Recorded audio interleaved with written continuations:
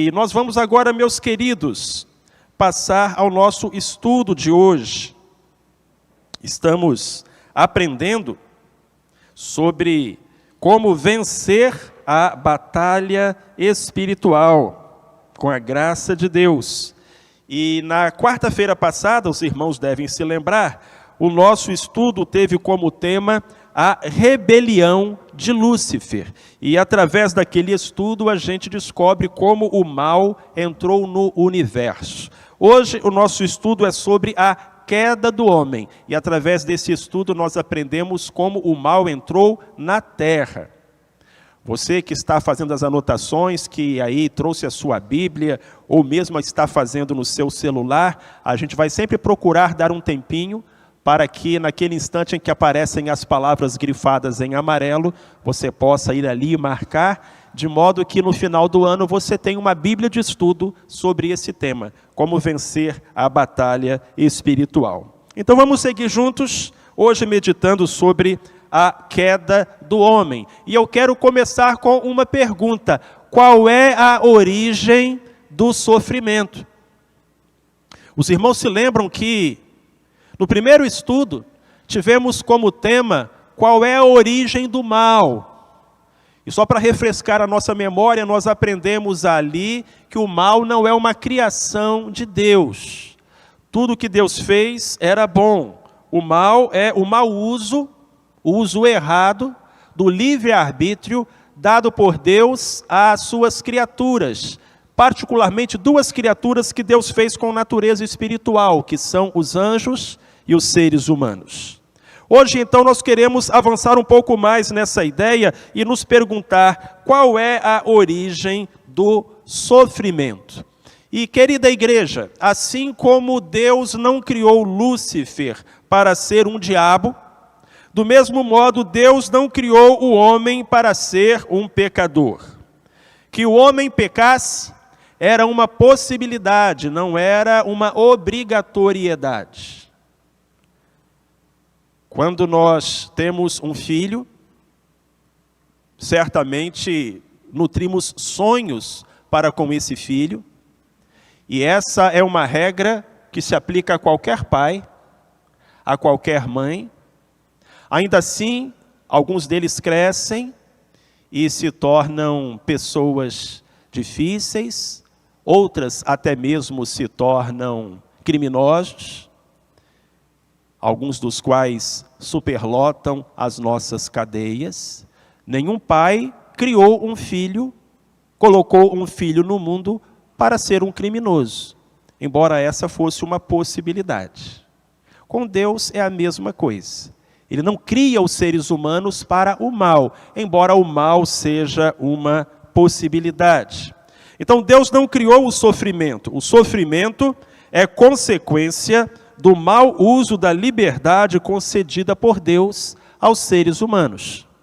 E essa história nos é contada no capítulo mais triste da Bíblia. Você sabe qual é o capítulo mais triste da Bíblia? É Gênesis 3. Porque se não fosse por Gênesis 3, todo o resto da história seria tão diferente. Então vamos até Gênesis capítulo 3 para começar a nossa leitura. Pela primeira vez hoje vão aparecer as letrinhas em amarelo, e se os irmãos quiserem copiar, é o próximo slide. Olha só, Gênesis 3, eu vou ler do verso 1 ao verso 6. E você pode anotar aí na sua Bíblia, ou se preferir, você pode escrever a referência. Gênesis capítulo 3, versículos 1 a 6. Diz a Bíblia: ora, a serpente era o mais astuto de todos os animais do campo que o Senhor Deus tinha feito. E esta disse à mulher: é assim que Deus disse, não comereis de toda árvore do jardim? Respondeu a mulher à serpente: do fruto das árvores do jardim podemos comer, mas do fruto da árvore que está no meio do jardim, disse Deus, não comereis dele, nem nele tocareis, para que não morrais. Disse a serpente à mulher: certamente não morrereis, Porque Deus sabe que no dia em que comerdes desse fruto, vossos olhos se abrirão, e sereis como Deus, conhecendo o bem e o mal. Então, vendo a mulher que aquela árvore era boa para se comer, e agradável aos olhos, e árvore desejável para dar entendimento, tomou do seu fruto, comeu e deu a seu marido, e ele também comeu. É muito interessante que a identidade dessa serpente só é revelada lá no último livro da Bíblia, no livro de Apocalipse, no capítulo 12, quando o Senhor Jesus revela a João que a antiga serpente era Satanás. Então, usando de um animal, o diabo falou à mulher e propôs a ela uma tentação. Ela poderia resistir, como Jesus Cristo resistiu séculos mais tarde ao ser tentado no deserto. Mas ela não resistiu. E qual era a essência da tentação? Primeiro, consistia em colocar em dúvida a palavra de Deus. Deus diz uma coisa, mas a serpente fala, isso não é verdade. E essa é a essência da tentação, é colocar dúvida no coração do ser humano sobre a bondade de Deus, a verdade de Deus, o amor de Deus, a palavra de Deus. A tentação consistia também em oferecer ao homem e à mulher a possibilidade de serem deuses para si mesmos. Quando eles pensam em comer da árvore do conhecimento do bem e do mal, como disse a serpente, para que eles conheçam o bem e o mal, a ideia é, olha, se nós desobedecermos, se nós nos rebelarmos, se nós comermos do fruto, então quem vai decidir o que é bom e o que é mal somos nós. Em outras palavras, aquela tentação propunha ao primeiro casal a possibilidade de serem deuses eles mesmos e para eles mesmos. Quem vai decidir o bem e o mal, quem vai decidir o que é certo e o errado, quem vai decidir o que pode e o que não pode, sou eu. E nesse sentido a gente percebe que o diabo é astuto, mas não é criativo, porque desde o Éden até hoje a tentação continua a mesma. Como uma proposta do ser humano de ser feliz à revelia de Deus, sem a necessidade de Deus, como se a criatura pudesse realizar-se afastada do seu Criador. Mas então, ali em Gênesis capítulo 3, versículos 1 a 6, encontramos o registro da queda do ser humano. E a queda, por sua vez, queridos, fez surgir o sofrimento. O sofrimento não existia antes da queda do homem. Adão e Eva viviam em um jardim, tinham um bom relacionamento um com o outro, um bom relacionamento com Deus, um bom relacionamento com a natureza, com a criação, mas a queda fez surgir o sofrimento. Como consequência do pecado, da desobediência, a dor e a morte passaram a existir. Leia comigo em voz alta, por favor, o que está escrito em Romanos, capítulo 8, versos 20 a 22. Será que você que está sentado lá na última fileira consegue fazer a leitura? Vamos tentar? Porque a criação ficou sujeita à vaidade, não por sua vontade, mas por causa daquele que a sujeitou. Porque sabemos que toda a criação conjuntamente geme e está com dores de parto até agora. Vamos pensar no planeta Terra. Ao criar Adão e Eva, Deus disse a eles algo muito sério. Deus disse, vocês terão domínio sobre esse planeta. Vocês terão autoridade sobre este planeta.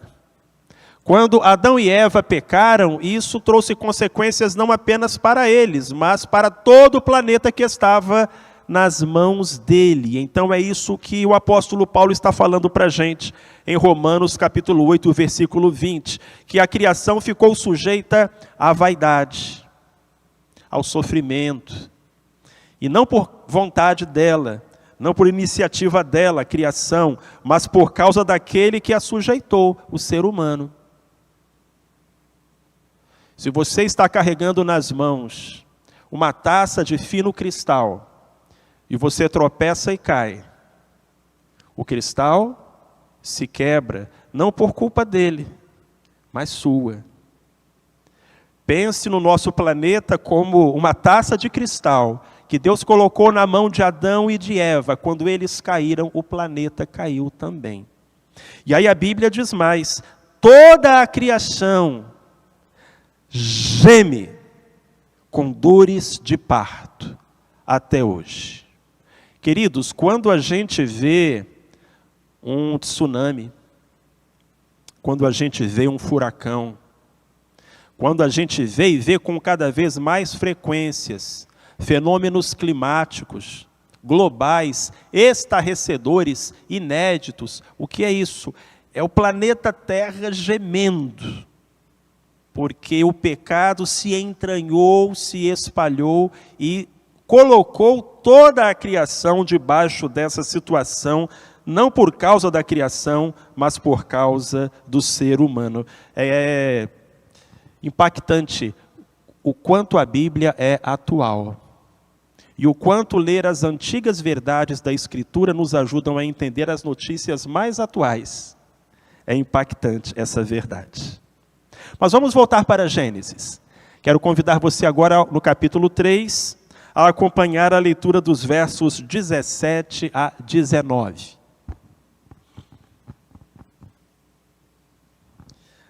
Estamos ainda no capítulo mais triste da Bíblia, Gênesis 3.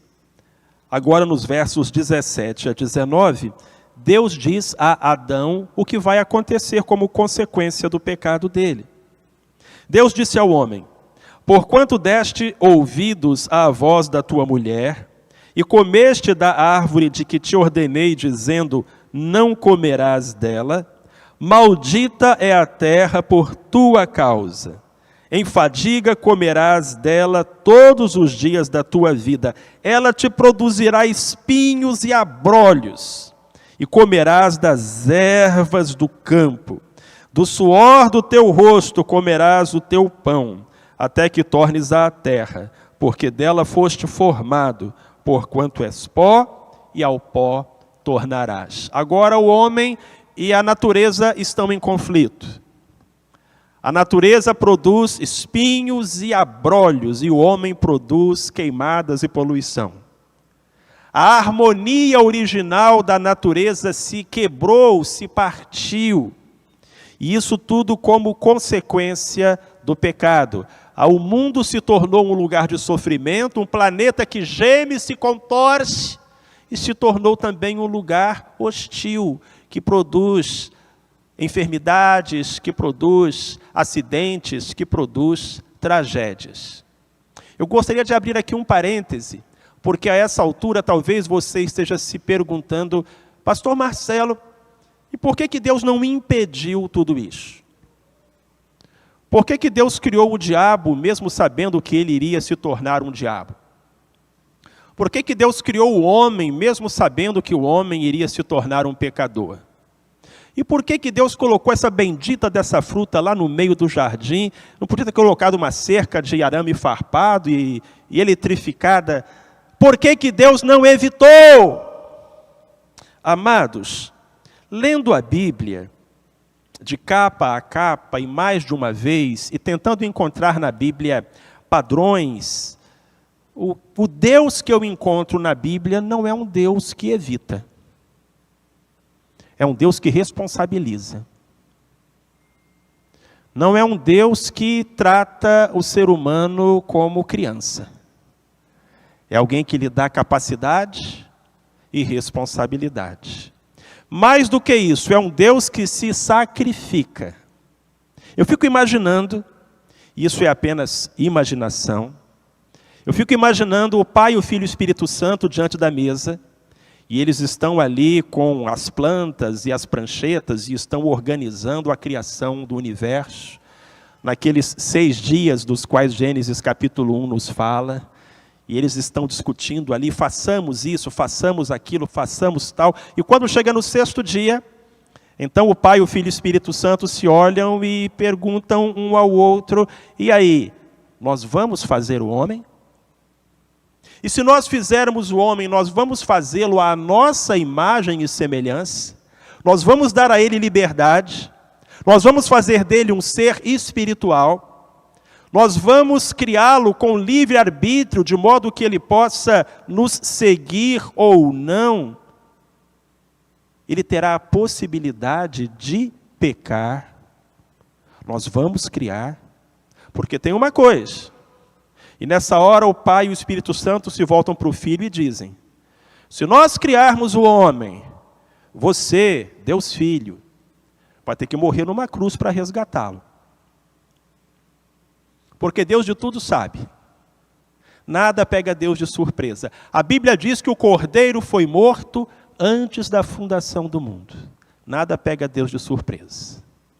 E naquele momento da eternidade, o Pai, o Filho e o Espírito Santo balançam a cabeça e dizem, façamos o homem à nossa imagem e semelhança, e domine ele sobre as aves do céu, sobre os peixes do mar, sobre todo o planeta. Irmãos, a meu ver, não há maior demonstração de amor. Que Deus nos criasse, mesmo sabendo que teria que morrer numa cruz, para nos comprar de volta para Ele. Eu preciso confessar aqui um pecado aos irmãos. Eu acho que eu não faria o que Deus fez. E eu não sei se você faria o que Deus fez. Deus não é de evitar. Deus é de responsabilizar. Deus é de tratar adultos como adultos. Mas Ele vai além. E é um Deus que não apenas respeita e responsabiliza, mas é um Deus que redime, que erga, que restaura, que busca e que salva. Maravilhoso é o nosso Deus. E quanto mais nós o conhecemos, tanto mais nós o amamos. Mas vamos fechar esse parêntese. E vamos voltar aqui aos nossos estudos, queridos irmãos e irmãs. A queda do homem, então, fez surgir o sofrimento, mas não só. Além do sofrimento, a queda do homem fez surgir outras duas coisas que não existiam. Primeiro, a carne. E, às vezes, a Bíblia usa uma palavra para significar mais de uma coisa. É como na língua portuguesa. Quando eu falo em manga, você não sabe de que eu estou falando. Porque pode ser uma manga fruta, pode ser uma manga roupa, e até mesmo uma manga de porcos. Veja você. Então é apenas o contexto que vai dizer para você que significado o significante manga tem. Na Bíblia também é assim. Tem vezes que a Bíblia usa a palavra carne para se referir a essa parte do corpo que fica entre a pele e o esqueleto. Alguns têm mais, outros têm menos. Mas essa parte aí da anatomia. Outras vezes a Bíblia usa a palavra carne como sinônimo de humanidade, fragilidade. Ah, você é de carne e osso. Não tem problema, o verbo se fez carne. Entretanto, há muitas ocasiões, principalmente no Novo Testamento, em que a Bíblia usa a palavra carne como um sinônimo da natureza pecaminosa presente no indivíduo e passada de uma geração para outra. A gente nasce com esse defeito congênito. A gente nasce da carne e a gente nasce na carne. A gente nasce pecador e propenso a pecar. A gente não é pecador porque peca. A gente peca porque é pecador. Prova disso é que nenhum ser humano conseguiu não pecar, apenas Cristo. E por que tantos tropeçam? Porque todos tropeçam. É por conta dessa natureza, dessa inclinação para o mal, que a Bíblia chama de carne. O pastor Russell Shedd usa uma imagem interessante. e fala que existe nas profundezas do ser humano uma perversidade tão característica como é da natureza do gato perseguir o rato ou do galo cantar de madrugada. Tenho certeza que você reconhece a carne em si mesmo e você reconhece a verdade desta expressão do pastor Russell Shedd. Mas vamos lá então, o que a Bíblia fala sobre a carne? Romanos 7, de 18 a 20. Canetas apostos. Vamos lá. O apóstolo Paulo, em Romanos capítulo 7, nos traz este relato, na verdade, este desabafo, porque eu sei que em mim, isto é, na minha carne, não habita bem algum. Com efeito, o querer o bem está em mim, mas o efetuá-lo não está. Pois não faço o bem que quero, mas o mal que não quero, esse pratico. Ora, se eu faço o que não quero, já o não faço eu, mas o pecado que habita em mim. Como duvidar da existência da carne, se ela é tão evidente aos nossos olhos? Irmãos, olha aqui, presta atenção. Alguém precisa ensinar a gente a fazer o errado? É incrível. A gente já nasce sabendo. É fantástico. Agora, desde que a gente era um nenenzinho, estão tentando ensinar a gente a fazer o certo. Nossos pais tentaram. Nossos professores tentaram. A nossa mulher tenta, e tenta, e tenta. E ainda assim, é difícil. Como é difícil acertar.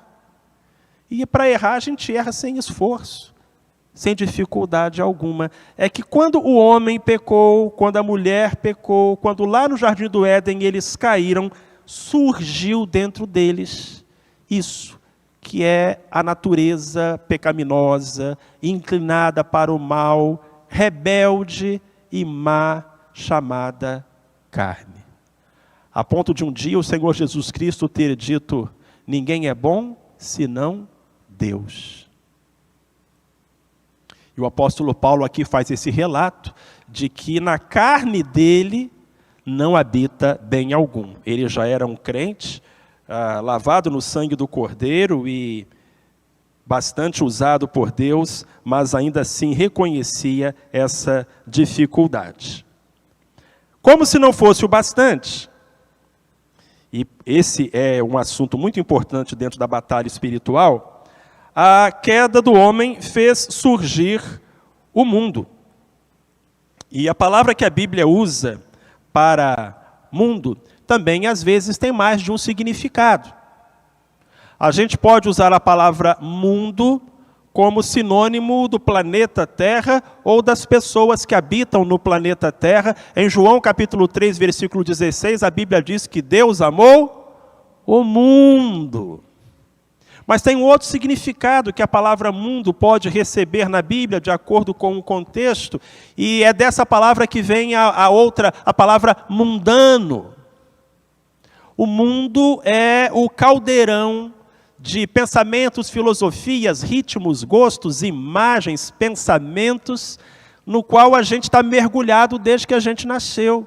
Porque embora a gente não seja do mundo, a gente está no mundo. E o grande desafio, servo do Senhor, é não deixar esse caldeirão cozinhar você.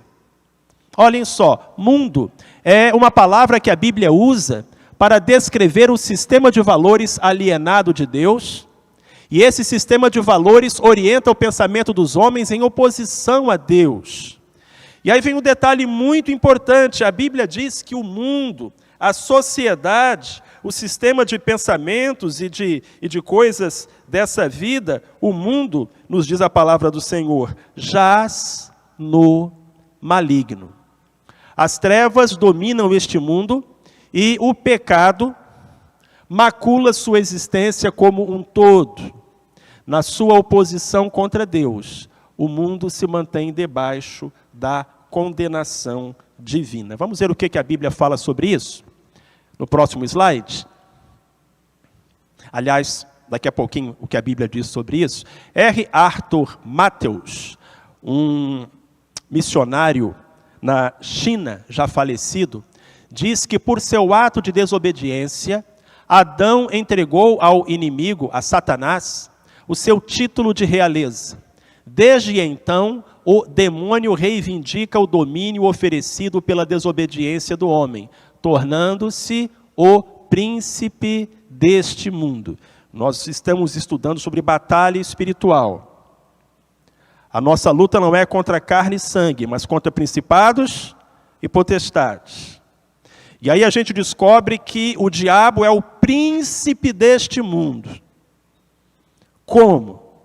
Através do ser humano. Porque quando Deus colocou o mundo na mão do homem, e o homem se deixou levar pelo diabo, cada vez mais Satanás, através do homem, através do ser humano, espalhou sobre o planeta as suas maldades. Agora sim, vamos ver os versículos bíblicos que justificam isso que eu estou dizendo. Primeiro, vá lá em 1 João, finzinho da Bíblia, capítulo 5, verso 19. Já quase no Apocalipse. 1 João 5,19. Diz: sabemos que somos de Deus e que o mundo inteiro jaz no maligno. Lembrando, o mundo não é o planeta, mundo não são as pessoas, mundo é a sociedade. É a maneira de pensar, é como as coisas se colocam. E aí você põe nesse caldeirão a política, você põe nesse caldeirão a cultura, você põe nesse caldeirão a história, e você mexe tudo isso. E esse caldo, diz a Bíblia, jaz no maligno. O cozinheiro é Satanás, e os ingredientes é ele que põe. Vamos voltar um pouco agora até João, capítulo 14, versículo 30. Aí são palavras do Senhor Jesus Cristo. Um pouco antes dele ser crucificado, Jesus disse: vem o príncipe deste mundo, e ele nada tem em mim. De quem que Jesus estava falando? Do diabo. E Jesus estava chamando o diabo do quê? Príncipe deste mundo. Agora, se nós formos a 2 Coríntios, capítulo 4, versículo 4, e esse versinho nós estudamos o ano passado, porque fizemos Coríntios versículo por versículo, nós vamos encontrar Paulo dizendo que o Deus deste século cegou os entendimentos dos incrédulos para que lhes não resplandeça a luz do evangelho da glória de Cristo. Satanás é chamado de príncipe deste mundo e ele também é chamado de Deus deste século. Que é a mesma coisa que falar Deus deste mundo. É a quem o mundo dá ouvidos. É a quem o mundo segue, é em quem o mundo acredita. O Deus deste mundo, o Deus da humanidade rebelada contra ele, contra o Senhor, não é o Deus verdadeiro, é Satanás. A ponto de a Bíblia chamá-lo de o Deus deste século. Todo mundo conseguiu sublinhar? Vamos em frente então. Próximo slide, por favor.